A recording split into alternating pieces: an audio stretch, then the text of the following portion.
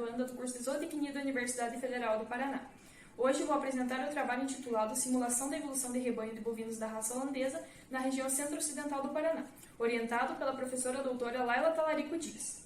O objetivo do trabalho foi simular a evolução de um rebanho de bovinos da raça holandesa na região centro-ocidental do Paraná, para posteriormente sugerir estratégias ao criador para melhorar os índices zootécnicos do seu rebanho. A grande relevância da pecuária leiteira paranaense justifica o desenvolvimento de tal trabalho, pois integra produtores, consumidores, indústria e distribuidores, além de ser uma importante fonte de renda para muitos produtores, especialmente os familiares, em que toda a família está envolvida na atividade. Contudo, um dos grandes desafios da atividade é aumentar o volume e a qualidade do leite produzido, bem como reduzir a heterogeneidade desta produção nas diferentes regiões do estado. Para tanto, foram utilizadas 4.996.340 informações de primeira a terceira ordem de lactação de vacas que pariram entre os anos de 2010 a 2019. Foram excluídas as informações repetidas e rebanhos com menos de 10 animais, e em seguida realizou-se estatística descritiva para, entre outras características, a produção de leite, gordura e proteína padronizadas para os 305 dias de lactação e a duração da lactação. A tabela 1 demonstra as médias e desvios padrões para as características analisadas. Pode-se observar que o rebanho escolhido apresentava, para todas as características, desempenho bem abaixo da região centro-ocidental. Foram utilizadas as taxas encontradas na literatura, sendo a taxa de natalidade de 90,9, taxa de prenhez de 66,66, taxa de mortalidade de 7% para bezerros e 1% para novilhas e vacas, e a taxa de descarte anual de 20%. Considerou-se ainda como 50% a probabilidade dos animais nascidos serem machos, sendo que esses não permanecerão no rebanho.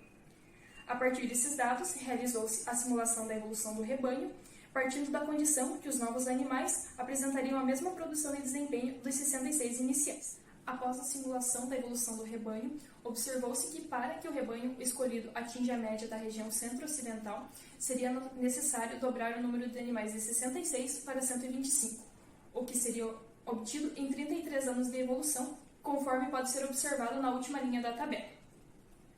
Assim, pode-se observar que talvez não seja viável ao produtor, pois o aumento no número de animais demandaria de mais espaço, mão de obra, infraestrutura, gasto com alimentação, entre outros. Nesse sentido, uma alternativa seria a seleção dos melhores animais e o descarte dos animais inferiores.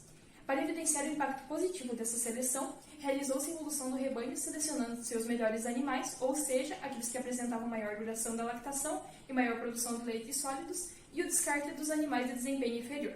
Partiu-se de um limite hipotético de 55 animais para que fosse possível descartar os animais inferiores já no primeiro ano.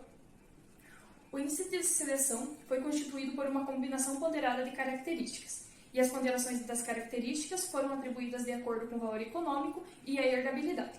Atribuiu-se 0,35 para a produção de leite, pois de maneira geral é o que mais gera retorno financeiro ao produtor. 0,20 para a produção de proteína e 0,25 para a produção de gordura, pois o volume de sólidos é importante para a qualidade do leite, bem como importante para a fabricação de derivados. A duração da lactação recebeu o peso de 0,20, pois lactações excessivamente longas não são desejadas, pois atrasam a concepção de um novo bezerro. As herdabilidades utilizadas foram de 0,30 para a produção de leite, 0,20 para a proteína, 0,28 para a gordura e 0,18 para a duração da lactação. Após a simulação da evolução do rebanho, com a seleção dos melhores animais, observou-se que para que o rebanho escolhido atinja a média de produção da região centro-ocidental, seriam necessários 10 anos, 23 a menos do que seria necessário sem a seleção. Observou-se ainda que o número de animais sem a seleção deveria ser de 125, enquanto com a seleção apenas 55 animais. Conclui-se, portanto, que a seleção de animais poderá viabilizar a permanência dos produtores na atividade, por ser uma ferramenta eficaz para melhorar o desempenho do rebanho.